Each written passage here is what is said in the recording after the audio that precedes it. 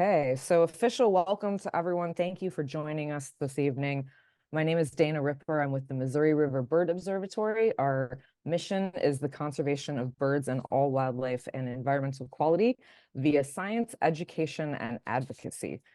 And as many of you already know, we've put together this series of webinars to inform people about various conservation topics and hopefully inspire you all to take action in your lives to help with conservation. So without further ado here, I am really happy to have Dr. Travis Longcore coming to us live from California this evening. So Travis, please take it away. All right. Well, thank you. Thank you so much for the invitation. And I also want to say that since you're a bird observatory, I put together a presentation specially for you that's just birds, all birds. And if you're interested in other aspects, there's plenty of videos of me talking about other things.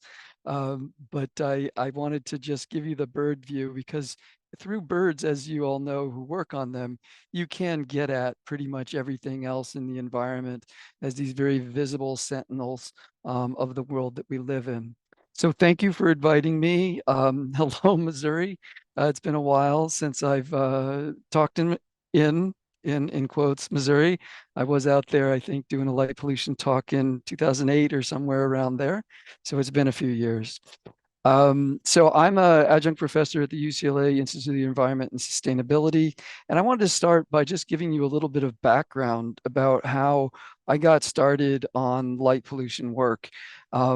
It actually happened that my wife, Catherine Rich, had been interested in this in graduate school when we were in graduate school together and pursuing it as a potential topic. And so we'd sort of had some interest in the effects of light on wildlife.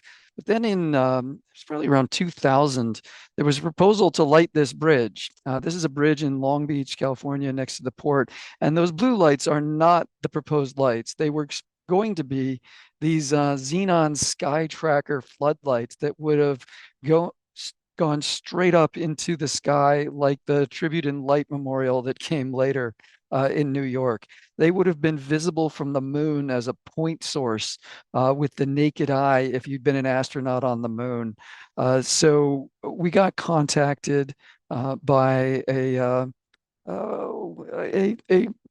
public servant in one of the agencies who was a little bit concerned about that. And we actually organized a group of folks to try to oppose this proposal. And we ultimately ended up with this, which are these little tracer lights, far less visible, much better given what could have happened at this location.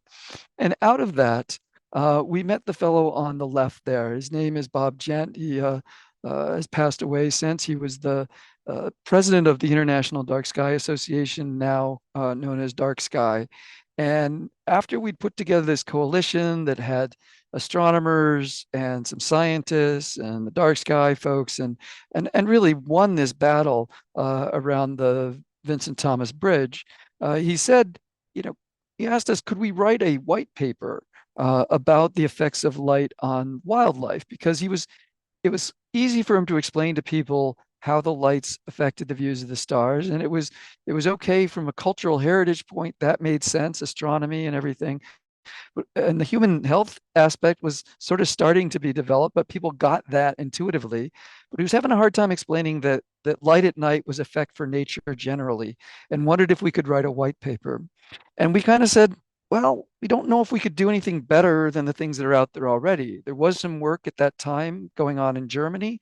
There was also some work in the UK, existing white papers. But what we said we could do is try to put together a conference to get together all the people across all the disciplines, the mammalogy and ornithology and ichthyology and herpetology, botany, et cetera, to come together and talk about the effects of light at night on ecosystems. And that led to this conference, Ecological Consequences of Artificial Night Lighting, which our organization, the Urban Wildlands Group, co-sponsored by UCLA Institute of the Environment at the time, we held in 2002. And it was a very exciting time. And out of that came some nice coverage. This Blinded by the Light story. I actually covered the conference in Science News. And around the same time, the National Park Service was working on their all sky measurements and looking at the degradation of the night sky in our most remote national parks. And that's that coverage and that false color image of light pollution on the right-hand side about the same time in the early 2000s. We then wrote a review paper called Ecological Light Pollution that we published, and then a book that came from the conference chapters called Ecological Consequences of Artificial Night Lighting, which Catherine and I edited. And these two things really let us bring light pollution as a comprehensive question into the realm of ecology. It wasn't that we didn't already know that it was an issue. People have always known that insects are attracted to lights. They've known that birds are attracted to lights. They knew that sea turtles were disoriented by lights. But this really took it a step further to looking at ecological interactions, looking across all different taxa beyond the obvious ones that result in, for lack of a better term, dead bodies on the ground. Fast forward to this last year, and this has now become a topic that is on the cover of Science magazine, when back in 2000, you couldn't find a mention of it in the literature. So there was a special issue just recently in Science with review articles by colleagues that have now taken this and really emphasized that this is a global issue, it's an important issue, and one that we need to be taking very seriously. So what are we talking about when we talk about light pollution? Many of you, I'm sure, already know. This is an image of a really beautiful night sky taken by some of my students who were up in the Central Idaho Dark Sky Reserve, one of the darkest places on the lower 48, as part of a NASA-funded outreach program that we're doing with Boise State. And this is from a hemispherical image of a camera that's called a sky quality camera. And the northern thing up there is very clearly the Northern Lights, which was just an amazing thing for them to be able to experience. And you can see two little spots of light on the horizon, little light domes. But overall, this is incredibly uh, close to, we'll call it pristine night sky. As you get further into the preserve, it's even better than this. So this and everything that goes along with it, the natural patterns of light and dark, that experience of the night sky is what people are protecting in their dark sky places and parks. And as we move into, say, the outskirts of Los Angeles, that was like a 2 or 2.5 minute exposure. This is the same camera, maybe at 30 seconds. And you can start to see how the sky is really washed out around the edges. The stars are getting obliterated. It takes a long exposure to see the Milky Way. And then if you get into Los Angeles itself and a few clouds in the sky, it is literally brighter than the full moon on any night of the year just from the light pollution. So that's what we're worried about, and is what is affecting our natural world across these gradients of light pollution along the landscape. So when I talk about this topic, what I have a number of areas that they generally go in, and this is for all taxa. Attraction and disorientation, we're going to talk a bit about that because of that's importance for birds, but also that's bats and moths and insects, things like that. Loss of connectivity or fragmentation. Lights can act as a barrier on the landscape so that you not only have sort of the immediate behavioral response of maybe avoiding lights, but also the consequence of a landscape being fragmented. You have ecological interactions up here on the right. So that's pollination and foraging and any predator-prey relationships. And then circadian rhythm disruption and lunar and seasonal cycle disruption, all within the organism that then have consequences further out. So these four are ones that I often will use for the general public. We're going to have a little bit different agenda today because I really wanted to go in and give you some in detail information about kind of what we know about impacts on birds from light pollution across these different topics. So our agenda here to come will be movement. So migration, fledglings in particular, and habitat use, all of which are sort of movement. Sleep and daily rhythms, which are associated with the lower right corner in the previous slide. Reproduction, that's also associated with circadian rhythms. Phenology, annual rhythms when things happen, development of organisms, stress and their consequences, potential evolutionary responses, and potential mitigation.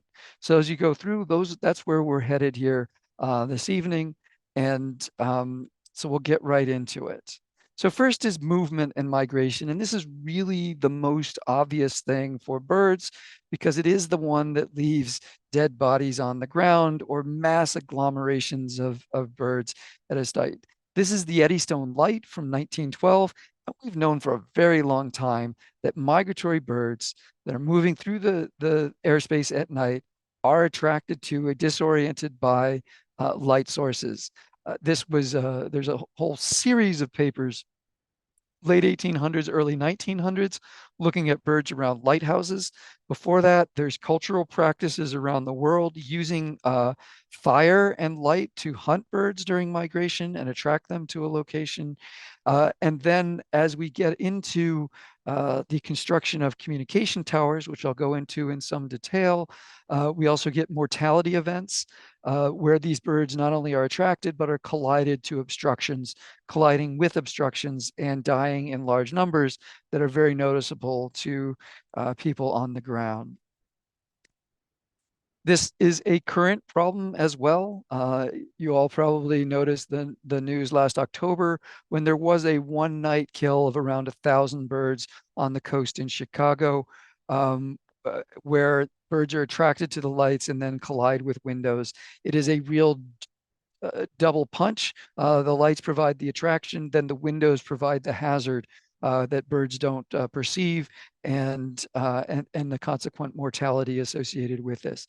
So this is not these numbers are reduced only by the fact that bird populations have reduced so dramatically by billions in my lifetime in North America, and potentially a little bit by washing out the signal by there being so much light pollution, which is something we might discuss later on. So this is a current and real issue. But traditionally, we as birders were told not to worry about it as bird conservationists. This was in Audubon magazine by Harold Mayfield. He's an ornithologist who developed the Mayfield method for figuring out how well-developed eggs were. And his note was back in this, I guess they call this as the 60s, was basically don't worry about it. Birds are being killed in proportion with their populations. And, so the most common birds are being killed the most, the least common birds are being killed the less. And so don't trouble yourself over it. Then we had estimates as we got into the 80s by the U.S. Fish and Wildlife Service of mortality from towers, which was one of the early areas that got attention. And this is communication towers. It is not, for your reference, cell phone towers. These are AM and FM and television towers. And they had this estimate in 1979, a guy named Banks, who estimated from 3 towers, 2 in Florida, 1 in South Dakota, that there was like 2,500 birds a year, that there were 3,600 towers, that half of these caused mortality, and then, about 4 to 5 million. That's actually an updated number from the year 2000, where they had updated the number of towers. Banks had a slightly lower number, but this was the estimate that was used up to about 2000. And what we did in the later 2000s, as this issue became important in front of the FCC, which was asked to regulate towers to reduce bird kill, is that there is a relationship between tower height and annual mortality. And so we pulled together all of the studies that we could find through all of the little local Audubon newsletters and regional journals and whatnot, and plotted here tower height against annual mortality, and then log transform those because there is a logarithmic relationship. And we can explain about 74% of the variation in the documented bird kills at towers from tower height alone. And of course, all of these are tall enough that they have lights on them. So we're not dealing with any difference in lighting at this point either. We updated then the estimate of the new mortality, taking the mortality by tower height relationship and then accounting for sampling and scavenging and search efficiency. So how likely it is that you find birds that are killed by towers, how hard it is to find them, how quickly they're scavenged. We then divided out by tower height class and to create a new mortality estimate. So basically what we did then is to divide this out by bird conservation region. And the points here that you see in circles are all of those 38 towers that we had long-term studies at. And you can see that they're located in bird conservation regions really across the eastern United States into the, the, the Great Plains and a little bit up to the Colorado Plateau. Um, Here's how we adjusted for search efficiency. Not so important that you see the numbers, just that we did this based on the habitat that people were searching in. And the habitats are very variable when people were looking for these mortality events from places that were curated like a lawn by tall timbers down in Florida to really quite brushy locations where you wouldn't find birds very quickly. So that would allow us to adjust the searching and the efficiency and come up with a new equation that explains about 84% of the variation of the mortality. And so we use that equation with the tower distributions by height across the United States. And the darkest towers there are the tallest. That's 450 meters to 628 meters. This is really tall. And I won't even tell you what an effort it was to put this together between the FCC database and the Canadian database with our colleagues from Canada to come up with a spatial representation of where the tall towers are. And of course, some of these are very problematic in that you know that birds migrate up out of the Caribbean, Central and South America to these coastlines that are just riddled with extremely tall towers.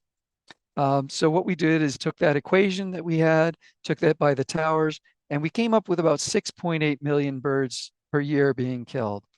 It's probably, unfortunately, less than that because of the decline in bird populations since the period in which all the studies were done about mortality rates. But it's just a little indicator of the scope of the issues. But it's really not enough because birds, as you know, is a pretty big classification. What are we talking about? You know, are we talking about eagles? Are we talking about bush tits? And so what we endeavored then to do is to take it a bit further. First was to observe that tall towers account for disproportionately more kills. Mortality is in blue here. Towers distribution by height is in green. There's a lot of short towers, but there's a disproportionate amount of mortality for the tall towers, and that has to do with the height, as we demonstrated before. This is just another way to look at it here. The number of towers in the height classes, but really 2/3 of the mortality is over 300 meters, and that's a vanishingly small fraction of all towers. So if we treat those, we can probably do a whole lot about the mortality overall. Of course, it'd be nice to deal with shorter ones, but really the biggest bang for the buck is to retrofit. What turns out to be the issue is lights on these tall towers. Joelle Gehring, who was at Michigan State, did a bunch of work on this and found that the solid lights on tall communication towers are the thing that you can mitigate. Flashing light towers have far fewer mortalities than solid light towers. And so if you have a typical communication tower that's got a red light, solid, and then a red flashing light, and then a solid light, and then a flashing light, if you just turn off the solid lights, that will reduce your mortality of birds by 60 to 80%. And Joelle went on to work for the federal government, first for the FCC, and then for the U.S. Fish and Wildlife Service, and they've now implemented that. So we're busy allowing, or the federal government is allowing tower operators to extinguish lights on their towers. They've proven that it's still safe for pilots because they're there for safety. They proved that it was still safe for pilots, and they're able to do those mitigations. So there are different patterns in different bird conservation regions. You can see that the most mortality is in the South, Florida, and the southern bird conservation regions.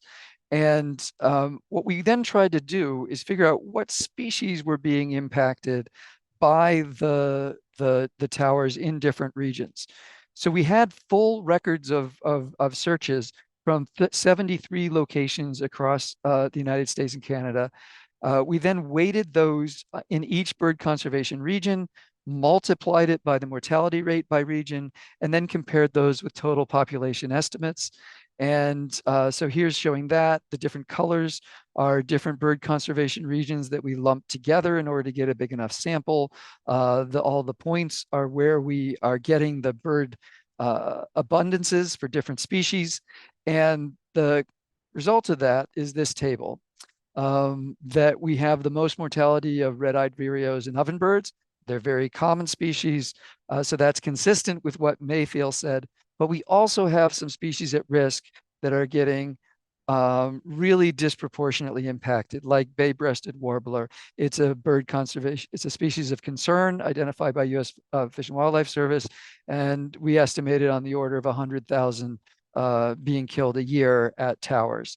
And I skip, but we also have one showing birds that are really killed out of proportion with their abundance, their estimated hemispherical abundance. And it really illustrates that it's not just everything according to how common it is. There are groups that are particularly vulnerable to attraction to lights and mortality at towers. Others have gone on and done a similar exercise with attraction to tall buildings, and that same thing applies. So we know that lights are a big piece of this. And one of the reasons that we know is through the use of radar ornithology, which takes our weather radar system, which can identify they can identify individual birds and do some calculations with those and calculate numbers of birds that are in different places at different times. And this is from Kyle Horton's group, or Kyle Horton before he had his own group, actually, looking at the tribute in light in New York City. Those lights shine up, birds are attracted to the lights, just like they were attracted to ceilometers at our airports after World War II, that were designed to see the height of clouds. Well, the Tribune light is just a big bird attraction machine. And so with the lights off, this is September 12th, 2015, there's about 500 birds within a 500 meters of the Tribune light. The lights go on, and within minutes, there are 15,000 birds within 500 meters of the Tribune light and concentrated around it. And so this is, sort of definitive proof that it's not just, it's legitimate attraction, and that when you mitigate the light, the number of birds go away. This was always a question with the communication towers. Is it attraction? Is it not? Are they just encountering it? Why are they running into the wires? But we know from this research now that light attracts birds to these obstructions. And here they do turn the lights off when there get to be a certain number of birds in order to allow them to go on their way. They take a break, and the local Audubon is very involved in that mitigation effort. Kyle's group has also looked at 3 million radar scans across all of North America to figure out the distribution of birds during migration and what factors are contributing to it. And what this is showing here, gain is just like the power of the variable in predicting whether there are birds in a particular location. Something like 70% of all the models that they run had sky glow as a significant factor. It's the next most important thing after the elevation, so the altitude that the location is at. And if you compare it to land cover, which is like the habitat underneath, it's maybe half as important cumulatively as all these other things, like whether there's crops or forest or mixed forest or grassland, et cetera. So this is a really compelling evidence that not only are birds being affected on a local basis, the landscape distribution of birds during migration is affected by light pollution from that is visible and measurable from space. And that means we can do something about it, because all that light that goes up into space is light that we could conserve, keep, and use better, and not waste. So that is This is a problem as well for birds because once they're attracted to these areas that have a lot of light, there are hazards there. There's glass, there's tall buildings, there are predators on the ground, there's lack of food. They should be going to high quality habitats. And the supposition is that light is basically creating an ecological trap for them on the ground during migratory periods. So that's movement about during migration. The second is fledgling, sort of a unique situation. And I want to illustrate some work with seabirds. Now, they are also attracted to light as adults, but fledglings are especially so. This is a Corey's shearwater. And this is from work from my colleague, Aram Rodriguez and his colleagues. And he looked at the fledglings from burrows up on hills and mountains. They nest on land. They nest in burrows, and then the fledglings will basically try to make a run for the ocean when they first fly. And so they radio collared. I think on this study they did 9 of them. The red paths are all paths of fledgling shearwaters. There's 2 here that make it to the ocean, and the rest of them go and fly around here and fly around there and fly around the other place. And so 2 out of 9 actually make it to the ocean. And so let me just convert us now over to the satellite measured night lights. Each of those places those birds are flying around are lit. And this is, of course, well known. It's been in the literature of the fallouts of seabirds, fledglings on coastal environments. This happens in Iceland with the puffins. They send the high school kids out to pick up the puffins and rescue them and toss them off a cliff the next day. This happens in Hawaii. This happens wherever we have basically hills and mountains, or in the case of Northern California, redwood forests that have seabirds nesting in them that then are disoriented by those lights, end up underneath them, and lack the ability to get airborne again, are subject to mortality from predators in unnatural abundances in urban areas in the form of cats. And so we have to, people have put together whole programs to do something about it. And that's a global phenomenon wherever you have nesting seabirds and human habitation. So the next thing about movement I want to talk about is habitat use. And this sort of gets us into also the relationships between organisms. So predator-prey relationships a little bit. And so, for example, this study was actually presented at our conference way back in 2000 from the Netherlands. Black-tailed godwit nest density decreases up to 300 meters away from streetlights in a big, large, open, wet grassland in the Netherlands. And they actually pick when they come back to nest to these locations, the early birds get the sites the furthest away from the lights, and then subsequent birds sort of fill in the ones that are closer to the lights. There's definitely something going on. Presumably, the reason there is for avoiding predation, because darkness is a refuge from nocturnal predators, and unnatural light at night does aid predators in finding their prey. Here's a study that we did in Southern California on the western snowy plover, very similar to the snowy plovers you might see on the East Coast and middle of the United States as well. And what we did here was make a very detailed map of light pollution of the Southern California coast. This used to be plover habitat here in Los Angeles. Because there's so much disturbance, they don't breed here anymore, but they do. Well, they tried. They did get a nest off a couple of years back, but they come in winter here from Northern California. And in order to do this study, we had to go out and figure out how bright it is on the beach. My student, Levi Simons, who's the lead author on this paper, went out and measured using that sky quality camera that I was talking about earlier, 500 locations all along the beach.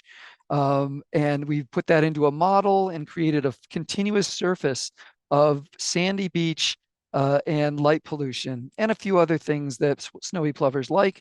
We also studied grunions, which are a fish that spawn on the beach. And then we had from monitoring efforts from our local Audubon chapters, the location of all the western snowy plover roosts, and those are all the blue dots that are up along the the the coastline there. And from that, we used some machine learning approaches and created this chart, which, as I think about it, there's so much more work that goes into that than is really evident looking at it. Um, but what it shows us is that the probability of detecting a plover roost, of them being there, decreases rapidly after you get to about 5/100ths of a lux. And for reference, a full moon illumination is 1/10 of a lux. And so this is 5/100ths of a lux versus 1/10. And so it's like 5 to 100 is the ratio. Once you get higher than that, we had a much lower probability of finding a plover roost. And in fact, light pollution was the first or second most important variable explaining the distribution of both the grunion runs, this fish that spawns on the beach, and plover roosts. So it was incredibly important explaining where they were, which also suggests that if we can improve conditions in terms of light, then perhaps we could have better roosts, more survival. Our assumption is, based on the literature, that they like the dark spots because it's safer, less likely to be hit by nocturnal predators. This is consistent with other shorebird behavior around the world. And in fact, a subsequent study of the Eurasian curlew looking at flight initiation distance showed a similar sort of threshold. This one's in lux instead of our study, which was in millilux, but a similar threshold here around the hundredths of a lux, where they're much more likely to let you come up closer to them where it's darker. So basically what we're seeing here is the brighter it is, the more disturbed the organism is because they're seeing, perceiving, and trying to avoid predators, and presumably they're pretty good at assessing their own risk, and they know when they need to get out of dodge, so to speak. So very consistent result to ours so from this study from Europe. Other examples of this effects of light on distributions and where birds are active comes from this study from 17 European cities that was just published last year. What they found, very interestingly, was that there was a decrease in species richness of insectivores and omnivores with light pollution, but not with granivores, interestingly. So your sparrows and your seed eaters were much more sanguine about light pollution than omnivores and insectivores. Now, maybe that's a spillover effect, that very bright lights are also affecting the insects. That is definitely one of the hypotheses out there for global insect decline, along with habitat loss, development, pesticide use, etc. And the other thing that this does with light pollution is it really decreases the heterogeneity of the bird community in these 17 European cities, at least. And we hope that people will continue to do this kind of research to really illustrate how important light is to maintaining an intact bird community, and indeed an intact ecological community that goes along with it. So then sleep and daily rhythms. The work has been done for years looking at foraging under artificial light. So for example, there are many diurnal species, and maybe some of you there even have noticed this yourself. Many diurnal species will forage under artificial lights. We found records going back to the 1980s on that. This picture from my colleague Phil DeVries from Africa with a hornbill. I guess it's a hornbill. My African bird ID is not great. The dawn chorus is affected dramatically. So the energy that birds are expending to basically mark their territories is affected by light. A number of studies on this. I'll just give you the graph from a comparison in time. This is 1929 to 2003, an area around Washington, D.C. If you look at 1929, the time of dawn song is really consistent in minutes. It's really tracking dawn, the civil twilight really well. But then you look in 2003, much earlier, all over the place. And that's going to have to do with the exacerbating effect of clouds and light pollution because clouds will reflect nearby lights. And it's it's clearly affecting that and consistent with observations now around the world. Another one, we used to get calls at Los Angeles Audubon, where I'm the president, about people complaining about a bird outside their window singing at night. It was usually a northern mockingbird, and we found a study on the song repertoire in northern mockingbird, but in it there was a little throwaway line that said they will sing at night during the full moon and not during the new moon once they've found a mate. But if there's artificial light, they'll sing all the time because they want to be able to defend that territory and find a mate. So when people would call us complaining about the mockingbird singing outside, we say, A, wish for your mockingbird to find a mate, and B, turn all the lights off because they're less likely to try to defend their territory at night, except during the full moon, that very limited period, if you can get those lights off. Another example here, and I see this showed up in the chat as well, is chimney swifts. This paper just dropped this year, looking at the time of entry into roosts based on artificial night brightness measured from satellites. So it's a bit of a rough, we know from our California study, that's a bit of a cudgel for how bright it is. But it's going to correlate reasonably well. And you can see here from the regression, and this is significant when you take into account the many other factors that influence entry time to roosts, that this is going to affect the time of roost entry and probably the time of roost emergence as well. We see a very similar thing but in the reverse with bat roosts around the world. If you light the entrance to a bat roost, they're likely to come out later. Here, they're likely to go in later with the light. So this is consistent across species of the timing of these activities where they're just getting the wrong cues. In terms of sleep, Anne Alsobrook, who's got her PhD in Australia, has now moved on doing great things in this field. She and her colleagues did a series of studies about birds and sleep. They had a mesocosm experiment with black swans in urban Australia and found that streetlights reduce nighttime rest. She also looked at the color of the lights, seeing if there was a difference between amber and white. Didn't find one. The two Bs mean those two are statistically the same, but there was fewer hours of rest than the dark condition when you had the lights on in both of those instances. And she has a number of other really fine studies on sleep and birds and joining other work along these lines around the world. In terms of reproduction, this headline came out in about 2010. Streetlights turn young duds into studs. It turns out that in blue tits in Europe, the time at which they sing is normally a signal of the sort of virility or the fitness of the male. And so an early singing male under normal circumstances would be a very mature, fit male with a great territory. But it turns out that the juveniles that are or the recently mature males are in areas that are at the edges but lit. They are stimulated by the lights to sing earlier. And then the females are like, oh, well, that's a good male singing really bright and early in the morning, except they're singing because of the lights.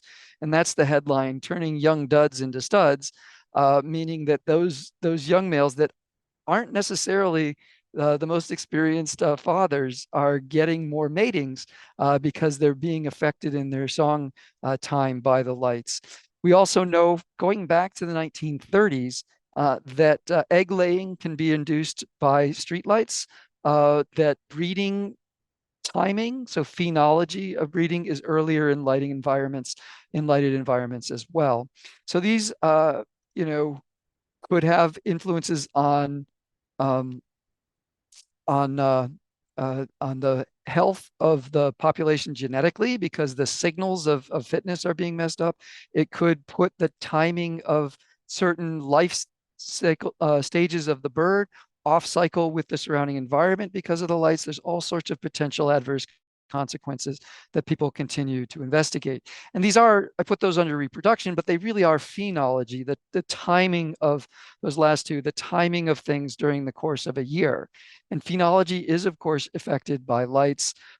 These are purple martins. And the timing of purple martin migration from Central South America is affected by the lights at the wintering site. And so depending on what the light situation is there, they might vary in the timing of their migration in the spring by a week or more. The lay date is affected by birds by their local illumination. Molt progression is affected by illumination. All these things mess with the bird's physiology and basically get them to do things that are out of time with the seasons. And that's because they're normally cued in to day length and do certain things at certain times of the year in response to perception of day length. And if they're exposed to enough light of a bright enough character, and often, depending on the spectrum, more or less influential, it's going to change that timing and potentially put them out of sync with the insects that they need to feed their young, with the sort of coordination of activities that go on during the year.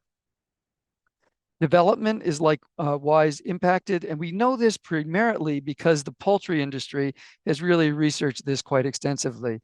These lights are in a poultry raising operation designed there for rapid growth, and there's been a ton of research looking at how to affect lay date and amount of laying,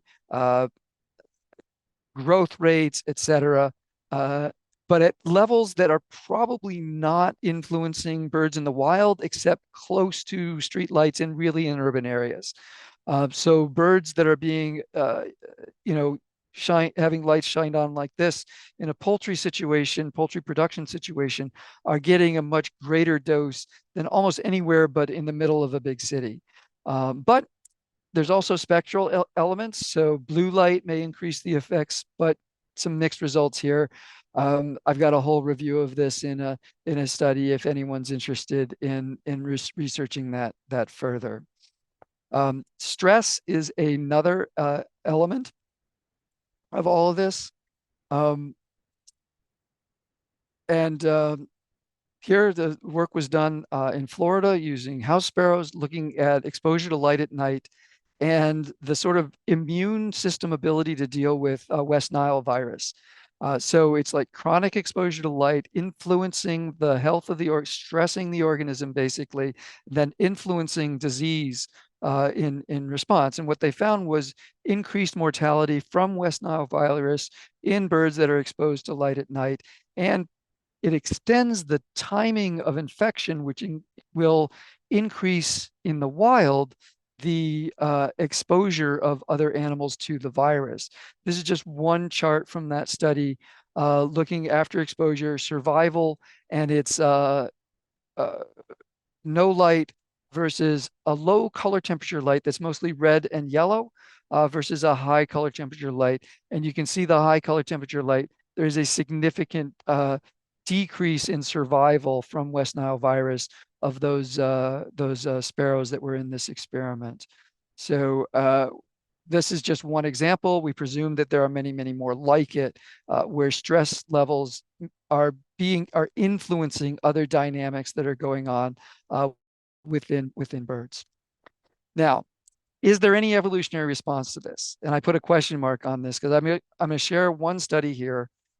We think we know that there's some evolutionary response in moths. There's at least one study with moths showing that there's a genetic difference in attraction to light in urban versus rural populations.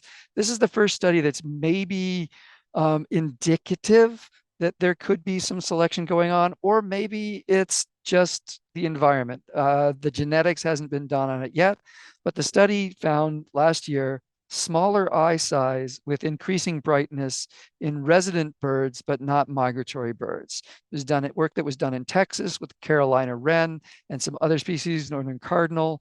And this is the difference, a slight but significant decrease in eye size depending on how bright the environment is. Again, that's a question mark at this point in terms of whether there's an evolutionary response or if there's something else that has to do with the evolutionary response. The reason that they're suggesting it is, of course, that they're seeing it in resident species, but not in migratory species that are only exposed through part of the year. So in theory, there could be some selection going on there, or it could just be this is a phenotypic response of the organism and not a genetic response, and that it comes from being brought up in a very bright environment. They don't develop in the same way, similar to the amount of sort of eye development issues we have now from looking at our screens from a very early age. So that's an open question. So next, and the last real section here, but I'm going to get into spectrum here, is mitigation. How do we deal with these things? And luckily, the answer for these is the same as it is for every other bit of light pollution out there. It is a series of advices that I'm now very confident in because they're common sense, they're doable. And on the last one, we have increasing evidence that it's actually true. The others we're really sure that they work, or at least to reduce effects. Light only where you need to. Turn the lights off when they're not in use by using motion detectors and timers and things like that. Only use the amount of light that you need and no brighter. Direct it where it's needed. And then the last one, which is use the lowest possible correlated color temperature for the goal of the lighting. I'm going to explain that more in just a second. But these are adopted principles as well. Similar to what the International Dark Sky Association has, or even the Illuminating Engineering Society has adopted principles as well that say every light has to have a purpose. It needs to go where it needs to go, not more than you need. So I'm going to talk a little bit next about color temperature. Correlated color temperature is just a one number thing that describes the composition of wavelengths in light. Anybody who's seen light go through a crystal and see the rainbow come out of it knows that there are a bunch of different wavelengths in what we see as white light and perceive as white. And the more yellow it and red it is, the lower the color temperature. The more blue it is, the higher the color temperature. Daylight is about 6,500 degrees Kelvin. Now, why is it a temperature? It has to do with heating up a black body. If you remember high school physics, to that temperature Kelvin. If you remember Kelvin, it's related to Celsius, but isn't Fahrenheit. Anyway, so you heat up a black body to 6,500 degrees Kelvin, and it's going to be about the color behind my head here. 1,000 degrees Kelvin is going to be a lot of red and yellow. Those are very long wavelengths. High color temperature, a lot of very short wavelengths. But together it gives us a sense of, are we going to the blue or are we going to the red and orange? So then you might say, well, how do organisms perceive light other than humans? We know what humans do. We have a peak in our sensitivity right about here. Human peak vision sensitivity in the daytime is here. Our nighttime non-color vision peaks over here, right about where this peaks. And until, well, frankly, last year, we didn't have a good summary of all that. This is the result of several years of work to find every single visual response curve to spectrum of every organism I could find from terrestrial animals in the world. And I just digitized them all from the old papers. There's about 170 lines on here, and this is the average. Now, down here, 400 nanometers and below, that's ultraviolet. You don't see that. I don't see that. Insects see that. Bats see it. Many bird species see it. A lot of other organisms see in the ultraviolet that we as humans don't. The other thing you can see is that the sensitivity drops off with longer and longer wavelengths, and it drops off more rapidly than if you go into shorter wavelengths down into the green and the blue. If I advance this one more slide, this is just sort of summarizing this as well by 20 nanometer lengths. You can see this slope here is greater than that slope there. And also all this light down here, humans aren't really using very much. But species that see in the ultraviolet really do. So consequently, insects, moths especially, super attracted to ultraviolet and blue wavelengths. Other species using it quite a bit. We can divide that out by classes. So we can see that, so here's mammals. Other mammals do see in the ultraviolet, we don't. Uh, Birds have a pretty broad spectrum response. And as compared to insects, which have on average a bit more attraction to the shorter wavelengths. I won't go through these all in detail. I'll just break down the birds a little bit. Here's our line through all of the avian spectral responses based on 20 nanometer bins. Again, some species sensitive in the ultraviolet, a peak here, but remember human vision peaks over here a little bit at longer wavelengths than bird vision peaks. Here it is by the orders that we have curves for, and now you get to see the sort of numbers. And there's 10,000 bird species, but this is the number of spectral response curves I've been able to find in the literature. We need more. But even from this, we can start to see some patterns. The owls seem to have a single peak, very broad in the seabirds, broad attraction down into the blue. Also in the pigeons and doves, passerines, pretty broad. Some different things going on inside the shorebirds. The hawks seem to have some different peaks depending on whether it's daytime or nighttime, it turns out.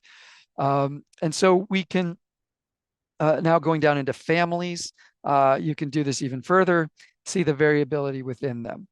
The bottom line of all this, and I won't show you in the interest of time today, the calculations behind it, is that the only place to go to potentially reduce the impacts on birds is to longer wavelengths.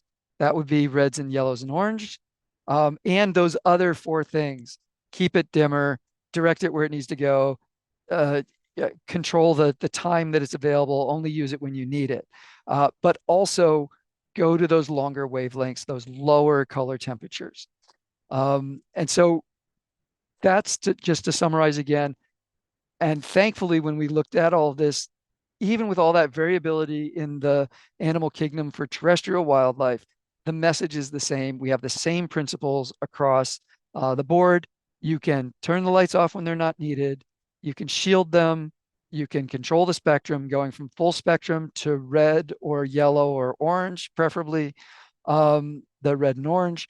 You can dim it sort of all the time or on a timer here, or you can just turn it down generally.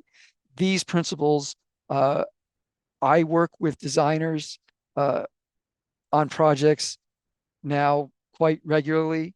They're tested, they can be integrated into and balanced with the need for safety, which we can discuss more about if you want.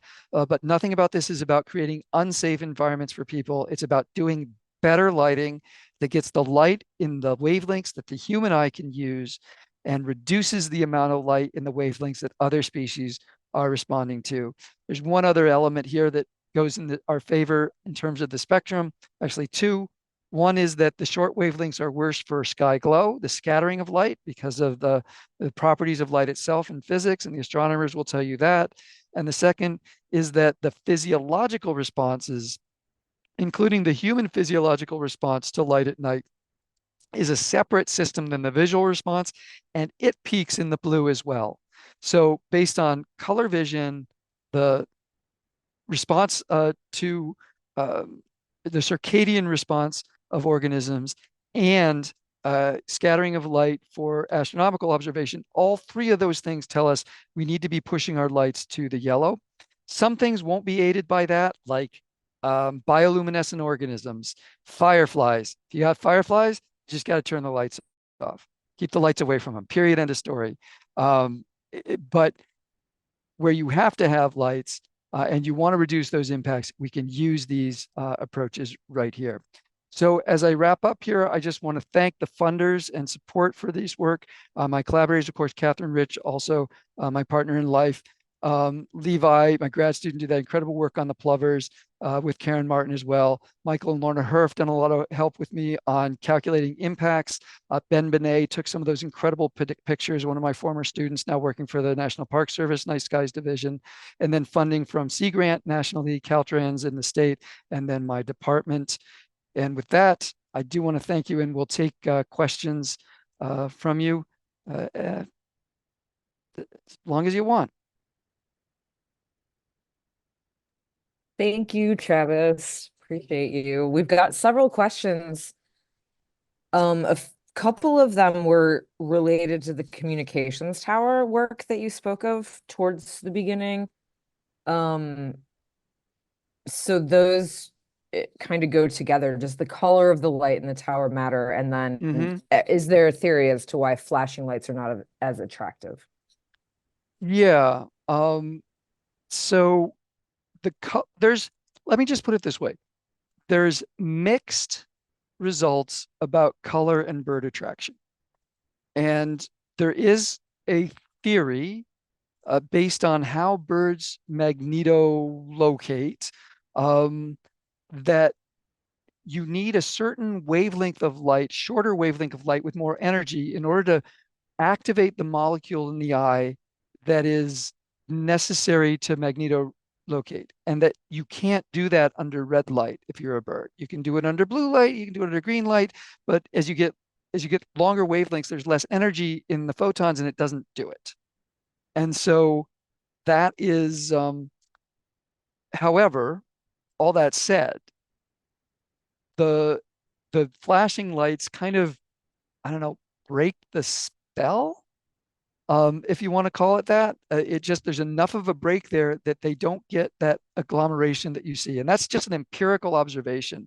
And Joelle actually did this work in Michigan. She had towers that had solid lights and red flashing lights, and to turn off the solid lights and compared them. And it, like, the numbers changed dramatically. So this is like actual validated field measurement. I don't know if we know exactly. I just want to note, I see that Rebecca started the monitoring at Tribune Light. I just want to say how awesome that is. Thank you. Um, Travis, and yep. Rebecca had a question, and she presented what 2 weeks ago. She does a lot of awesome work, but she was asking, this was again quite towards the beginning, would the tribute in light be visible from the moon as a light source point? I don't know. It's possible because the person who calculated that, unfortunately though, has passed away. He helped us in those early days, and I that's not a calculation that I have done myself.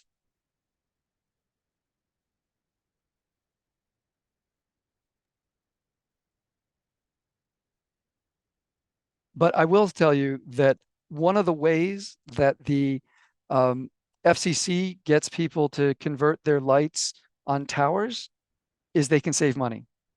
Just turn off one set of lights, leave those flashing lights. Once they proved with the, I'm sorry, with the FCC, once they proved with the FAA, the Aviation Administration, with a conspicuity study, that the towers were still visible, then then they were able to let them just turn those lights off. Incidentally, wind installations currently only still require flashing lights that outline the turbines. And so that's good. However, unfortunately, they often have solid lights at the base of the turbines, including on offshore wind. And this is something that I'm quite concerned about, because that's going to attract, because of the open environment, insects and birds from everywhere around, because it's such an open environment. So people are like worried about the flashing lights at the top, or the lights at the top. I'm as concerned about the lights at the base that the Coast Guard makes them put on in order to illuminate the turbine obstruction number, because they have to have those things illuminated, that's going to create this sort of little attractive nuisance right there at the base of turbines. Travis, we have a question from Darla, and I think, Darla, if you don't mind, Travis did get to a lot of the solutions at the end. So if your question hasn't been answered, just kind of let us know. There are a lot of questions in both the Q&A and the chat regarding the light spectrum. So folks are asking specifically, like, are orange and red porch lights okay, and things like that. And then coupled with, someone asked, is the transition to LED lighting detrimental to wildlife Hmm. compared to older technologies? So can you talk on Okay. the Yeah. color thing a little more? Yeah. So I wrote a whole review paper about the conversion to LEDs. And I'll give you a little of the history since you asked that. The answer is it can be incredibly detrimental for a couple of reasons. One is that the first LEDs that were commercially viable were a blue LED that had a phosphor on them, and then the phosphor re-radiates the energy across the rest of the spectrum. So they got it to be white by using blue and a phosphor. And that meant that the early economically viable LEDs for outdoor lighting were very blue heavy, very high color temperature. And people got the idea that that was all that LEDs could do. In a sense, rightfully so, because it was all that was economically viable. If we were looking back in the 2000s, early 2010s, et cetera, because there was a real penalty in the energy efficiency to go from a high color temperature LED to a lower color temperature LED. However, the industry has, oh, and the other reason I'll just mention is something called the rebound effect or Jevons paradox, which means that when something gets cheaper, people use more of it. And you know this, when we got corn syrup, people started consuming a lot of sugar. Um, you know, so cheap light has meant people use more light. They're like, oh, it doesn't cost me very much. I grew up still having to turn the light out in the room when I left it. And now it's, there's like not that same aesthetic. And people, especially developers, will put, instead of one porch light on the front and one porch light on the back of a new home, they have whole kits where they will illuminate the entire perimeter of the house with LEDs that would be taking up 100 to 150 to 200 watts if they were old incandescents. And now there's so little energy, they're like, we'll just light it all up. That's called Jevons paradox. Things, and that is a real risk. And it's why light pollution is increasing globally far more rapidly than our economic growth and far more rapidly than our population growth. So now, are LEDs necessarily the enemy?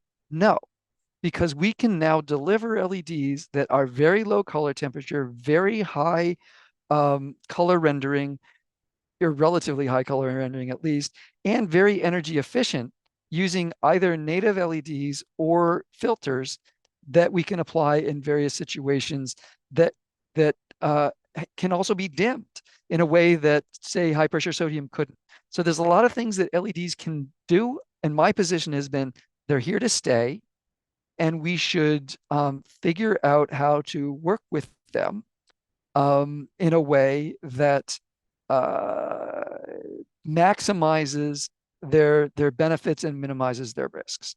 It's hard work, but we're making progress. We're getting, like, for example, there's a uh, specs for the Salt Lake City streetlight master plan. I consulted to them, and they said we want to do a ecologically friendly plan, a human health set friendly plan, a light night sky friendly plan, because the dark skies are part of our real identity here in Utah. And they have spec'd out very low color temperature lamps for environmentally sensitive areas of their city. We're making progress in California with the Department of Transportation. I'm doing work that's nationally funded with a roadway safety colleague from Virginia Tech, where we're trying to balance out these things of visibility of roadway obstructions against the potential impacts to wildlife. So they can be a peril, but there's great promise to them, is the summary about LEDs. Okay, now back to what color should you use? Bug lights, yeah, they work. They're called bug lights for a reason. And yeah, use them if you can. And then the other things, uh, don't use bare bulbs, direct it where it needs to go, put it on a dimmer or a timer, only use it when you need it. I mean, I can count on a hand the number of times we left our porch light on growing up. It was when someone was going to come over after dark. It's just, let's acknowledge that it's an environment that we as humans have lived in, even as modern humans for 40,000 years. We we can do this, right? use the light where you need it, when you need it, but don't light things when you don't need to. Travis, I have seen a lot of questions about more background information, things like what are some like good papers or packets or whatever to take to neighbors to talk with them about light pollution. There are a few questions about things like ordinances. So I'm going to Sure. go ahead and put the Dark Sky website in the Yeah. chat, and Yep. then I'm sure, I mean, Yeah. I'm sure you could add a million things. Yeah, absolutely. And people can check out my website. I have research as this is like half of my research portfolio is lighting. So if you go to travislongcore.net, there's a light pollution section. You can go look for papers and whatnot, or ResearchGate or whatever. But Dark Sky is the place to go for resources, things that you can share with neighbors, ordinances. They're working on more ordinances. American Bird Conservancy, I believe, is working on some recommendations as well. There's stuff out there that you can do and get those examples in front of people. And again, talking to neighbors is a tough thing. People have very strong feelings about it. If you can demonstrate that by shielding, you can see into the shadows better, that really is an eye opener for people sometimes, because they just think if it's brighter, I'm going to see more. That is not the case. And you just have to tell them that it's because your eye adapts to the brightest thing in its field of view, and you only have a couple of orders of magnitude, and below that, you can't see. So, you're making the shadows darker if you make your porch too bright. You can literally be too bright. You're much better having a transition that is gradual, and then you're going to see into those shadows in a way that you don't otherwise. Also, especially if you shield that so that you're not seeing the light bulb, the actual, but you're seeing the reflected light off the things that it's going to. And I don't know how many people just have still to this day have not gotten that memo. These resources are all there with Dark Sky, and they're various chapters, and they have a lot of experience on getting things done and talking to people and making friends through better lighting. So, I think Kathleen asked about saving the chat. So, Rebecca and I tried to do that a couple weeks ago, and I was Mm-hmm. thankful for Rebecca because it was very, very messy when it came to me. Mm, So, I'd really encourage folks, darksky.org and travislongcore.net are going to like they're between those two. I'd be super surprised if your questions weren't answered. And Vayu yeah, has also thrown some links in great. about specific topics as well. Yeah. So I also on my audio and video page, I have different talks. Some of them cover more about human health. Of course, this is a big deal. Do some work there. Um, Other species, insects, etc. But you know, birds are a great way in to talk about this issue, and they are one of the most conspicuous fatality situations from lights at night, which makes them compelling ambassadors for us doing better.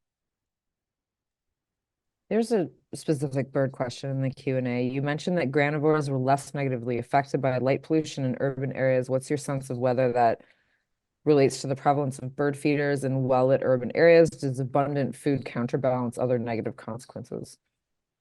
Great question. I don't have a well-formulated hypothesis on this, other than I am not surprised that insectivores are impacted because of the potential impacts on insects of lice. And I think and I'll be honest, I need to go read that paper in a little bit more detail, but it just came out. I'm like, I gotta mention this one. I have a related question actually. You were speaking of the fact that there's a they're disproportionately affected species. Like it's not just the common species that we see most commonly in mortality events on towers or Right. windows or whatever. Like that holds true for a few species, but not across the board. I have heard someone hypothesize that there are certain species that are in much more frequent vocal contact while migrating at night. So therefore, like the flocks in migration are staying together a little bit Mm, more, and that might cause, one bird goes to an obstruction and they kind of all follow because they're in vocal communication. Have mhm. you heard that? Slash, You know what do you what? think about it? I think I heard somebody start down that road, but I don't know about it. It seems reasonable, and possible, uh, and consistent with, and the work on window collisions is similar, different species.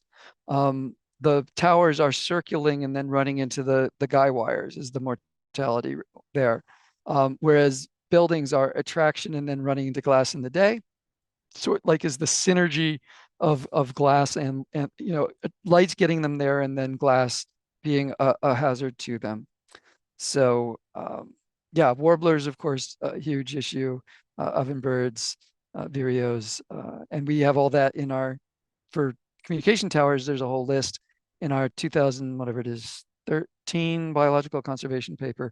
And again, just so that everybody knows, if you come across a paper that you would like, especially one of mine, that is not available, or somebody's like, oh, you have to pay $40 for this, just email me and say, hey, I'd love a copy of your paper. It'll make my day, and I'll send you a copy for your personal use. And I think every researcher at on the planet would feel the same way. We love it when our work is valuable to people, and you just need to ask and then not post it to some website so that the journal gets angry with us. But just go ahead and drop an email, and we'll share. We have a nice question. I want to do a citizen science light pollution project to help encourage my place of work to turn off lights. Any ideas on how I can study animals and plants and their behavior when next to lights? Are there tools to use to monitor? Yeah. Okay. So there is um, there's two sides of that. One is the monitoring the lights, and the other is the monitoring the responses. So and let me give you some ideas on both of those. For monitoring responses, if it's a building that has expanses of glass and you think there may be some mortality going on and you want to tackle the glass light nexus, there is a tool called dBird, where you can report dead birds. It's like eBird, but for dead birds. So it's dBird. And that's a way to organize, or you can just use iNaturalist as a tool there. But dBird is good. All of these things have mobile phone apps and GPS coordinates along with photographs for documenting things. So documenting impacts. Other citizen things you might do, or community-based efforts, would be looking and just documenting things like the trees holding on their leaves on one side of a tree next to the light versus the other side. Um, Community science for insects impacts gets a little tougher, takes a little bit more. But then there is the monitoring the response side of like the lights. And my colleague Chris Kyba, Kyba in Germany, has developed an app, and I'm not sure if it's released in English yet, but basically, it's to help communities do lighting assessments where they document every single light in an area during a particular time to understand what that whole light environment is coming from, and what the biggest contributors are to that light environment, which could also be harnessed into doing it at different times of night or looking at progress over time. And he had another one called Loss of the Night app, which is about looking at stars from a community science perspective to figure out light pollution levels. That's still active. Um, and and then the other thing I would suggest is get in touch with the Missouri chapter of Dark Sky, which is darkskymissouri.org, and talk to them about what to do that they can plug into with you, because they're going to know your local resources and concerns. Couple things to add too. I'm not sure where that person is. It was anonymous, and I don't know every person on here, But there is also, as far as birds are concerned, we MRBO run a project called Bird Safe Kansas City that does exactly what you're talking about. And if you're interested in that, please email me. And then there is a Bird Safe St. Louis as well. And there is much development and expansion as far as the monitoring end of things goes. And also, I would refer everyone to the chat. As Travis just said, Dark Sky, Missouri. Hmm. Don put Lights Out Heartland in there. There are a lot of different community science, citizen science groups that are doing both monitoring and education and outreach, and some policy work as well. Yeah. So Let me do a lightning round with questions on the Q&A. So, I love holiday it. light. Okay, holiday lights. Yes, you can measure that from space. It happens. Every other religious celebration around the world, you can measure it from space as well. Um, it happens in the winter. It probably has an effect. Um, at most, I might encourage people to use warmer colors than cooler colors. But if I'm going to use up my points for being a scold, I'm not going to start with Christmas lights. You know, it's like I'm going to pick my battles and maybe make sure that when there's advice that is like a time, limit the time that they're up. I don't have the energy or the goodwill with everybody to stop their religious celebrations. With magneto attraction, red lights are bad. Solid red lights, the birds apparently can't orient under them, so they get attracted and they don't know where to go. They circle, they run into. So it's because they're not good. The collisions do happen. They're they have collision um, because they're attracted to the lights and they can't use their magnetoreception is the theory. So that it's not it isn't good. Um, Light pollution birds, auto headlights. Yes. Okay. Uh, Yellow lights for headlights. Absolutely. Wear some yellow sunglasses to cut that blue at night because that blue is going to scatter around in your eyes and much worse as you get older. And so using some blue blocking, or in other words, yellow lenses can help your nighttime environment as even a driver who is aging to be more comfortable. Is Ben Benet from St. Louis? Yes, he is. One of my finest students ever. Yes, he was an Eagle Scout. Yes, he is an awesome person. Thank you, St. Louis, for Ben. Um, and I could go on. He's still an awesome person doing awesome things.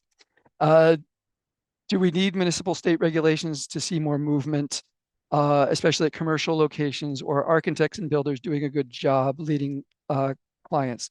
Uh, I We need more and we need more awareness. I have talked at landscape architecture national meetings. I have a network of lighting designers around the country.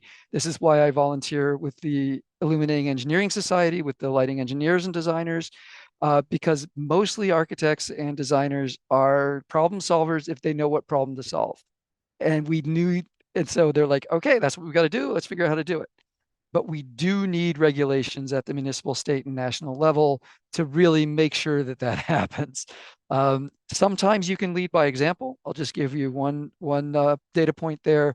In Salt Lake City, after the city adopted this very forward-looking streetlight plan, we had a developer reach out and say, how can I make my development in this area that they're doing a special lighting zone for more friendly?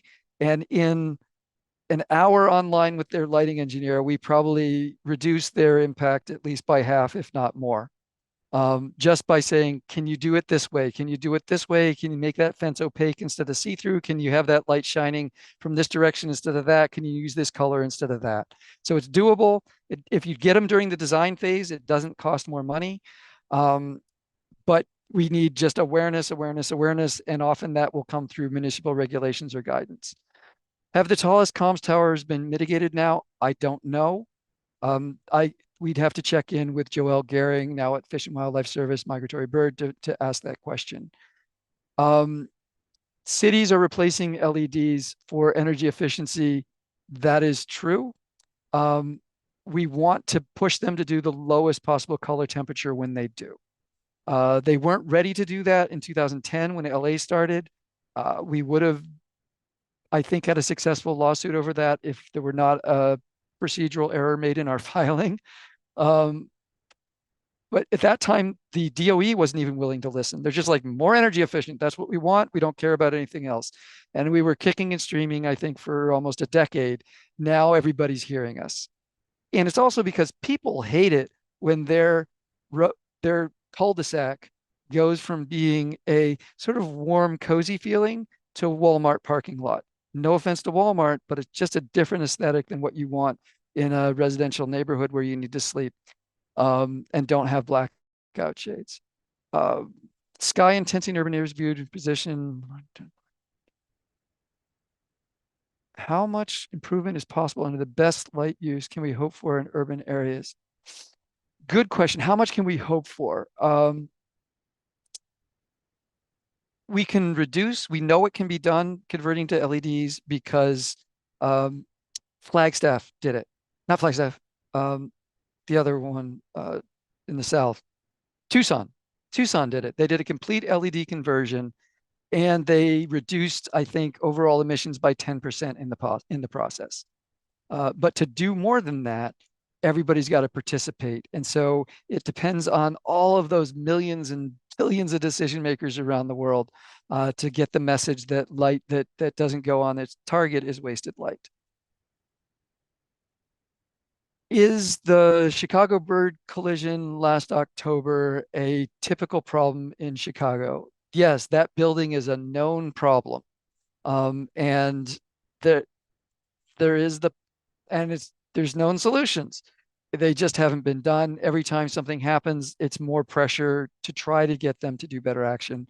We can look to places um, like Toronto with the Fatal Light Awareness Program, which is around and very active since the early 2000s, working with property owners to get them to turn off lights during migration to reduce attraction to the tall buildings there, through a combination of incentives and then later legal things. Okay, Rebecca, great question. Why are the lights on the bridge blue? Okay, here's why. That was the First of all, there's some different considerations when the lights might be going into water, in terms of spectrum, and what gets filtered. Second, it was a choice between that or white that went up in the sky about 100,000 times brighter. Those lights are very carefully shielded so that you only see them from the side. So are they contributing to light pollution? Yes. Was it a compromise that we were willing to make compared to what was going to go there? And given that there was a community preference for blue, and that it was shielded, and that was a water consideration, yeah. Would I prefer there were no lights? Sure. But that was, I cannot tell you how much better even that is than what was proposed, even though it would have looked white, would have had, 1,000 times more blue light going into the environment within the full spectrum. So I don't normally recommend blue. That was very early on. That was our best negotiated outcome that got the public art element of it done with, we think, the least impact for that specific situation. Is there a simple solution that can be overlooked with prevention? Oh, there are simple solutions with window collisions. Yes, window collisions, it's about the glass. You've got to mitigate the glass, and there's easy ways to do that. Best if you mitigate in the design phase for big buildings and homes and whatnot. And there's whole listservs you can get on to investigate the glass issue. Light is additional and synergistic with the glass. Oh, Vayaji, great question. Would I rather have an unshielded amber light or a fully shielded blue white light? I would add, if I can say it's a fully shielded blue white light of appropriate intensity, I will take that over an unshielded amber light, because amber lights especially LEDs, do have blue in them. And so once you go with an unshielded light that's an LED, even unless it's one of the fully filtered LEDs, and those are rare, you're also introducing amber into the environment. And the other reason I'll say that is a study that I just got the reviews back on this morning. We looked at the trade-off between intensity and color temperature in the disruption of circadian rhythm of a mouse in a lab environment. And what we found was that color temperature and intensity work synergistically. The brighter the light, the more important the color temperature. The dimmer the light, the less important the color temperature. So if we can get the lights at an appropriate brightness, I'm I'm willing to trade that, although I don't want to. But I'm willing to trade that against the brightest light in the world that is, oh, it's a get out of jail free card. In other words, amber is not a get out of jail free card. And that's what I think that's what I'm trying to say here. If you're going to do amber, you also need to do the other things. And you're not going to make me happy just by turning your city into an amber playground with amber light everywhere. Um, no, good lighting practices. So yeah, but super question. Um, 25 years ago, the thing was red light's the worst. From a bird perspective, that's kind of what we knew. The red lights on communication towers, terrible for birds. But we do know now that probably that's the best we can do for bats. Um, it's it's the best we can do for a lot of mammals that don't have the same color receptor that we do that goes out into the red. Like I got a call once from somebody who was building it was a veterinary hospital for very valuable horses. And they're like, what color should we have for the lights? And I'm like, can you get back to you in a day? And so I go do a little research and it's red because you can see it as humans and the horses very little perception into the red. So any place that you've got animals, any of the ungulates recuperating, they don't have that extra long wave like photoreceptor that we have. And so uh, red for them is good. Ba, ba, ba, ba. Can you do filters? Next question. If you've had blue LEDs put in, can you do filters? Yes. There's actually a town in Idaho, not Idaho, Utah that has done that. It is possible. There's also a company that specializes in filters that can do filters if they have something that fits the particular thing. So it is possible. Sometimes though, you have to wait until the next turnover of the lighting system, which is no fun. You can always try to ask them if they have the intensity control module on the LED and turn that down. Because something people don't realize is when you go from a high pressure sodium to a full spectrum LED, in order for it to seem the same brightness to the human eye, you have to cut the lumen output by half. Okay. And so what people do is they often will replace lumen for lumen, which is a measurement of brightness of the light. That will go lumen for lumen from high pressure sodium, which is the orange lights, to full spectrum white. And then people are like, you know, what have you done? And that's because just out of the gate, you've got to cut it in half, and not everybody knows that. Um, okay, so the Texas and Big Bend blue light to help with light pollution. Uh, Only if that was super dim and completely shielded. Otherwise, blue light scatters more. That's called Rayleigh scattering. You can look it up. It starts, Rayleigh is Rayleigh or something like that. Um, just the physical properties of the light is going to scatter more. That's going to contribute more to sky glow. It's also the wavelengths that impact human circadian rhythms, other organism circadian rhythms, as well as more visual responses. So blue, no good. Can lights make a nasty sound too? Yeah, I'm not sure about the last two. So there we go. Here's a good question to end with, I think, Travis. Hmm. Sherry in the chat says, I wonder if we would have had Van Gogh's Starry Night painting if there was light pollution. And that's something I think people wonder about. Like, there was a lot less Yeah. at one point, there Yeah. was none. So, Yeah. I have a colleague in Italy and he did it on Twitter before Twitter turned into a cesspool. Um, that he pulls together uh, paintings of the night in the pre-electrical illumination and shares those.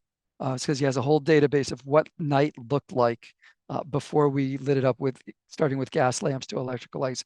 And no, I think a lot of the inspiration of the universe on the world has been eroded with our own artifice. So thank you, everybody. Great group. Appreciate everything that you're doing there. And drop a line if I can be of help. thanks, Travis. Appreciate you very much. Good night, everybody. May you see stars. That's right.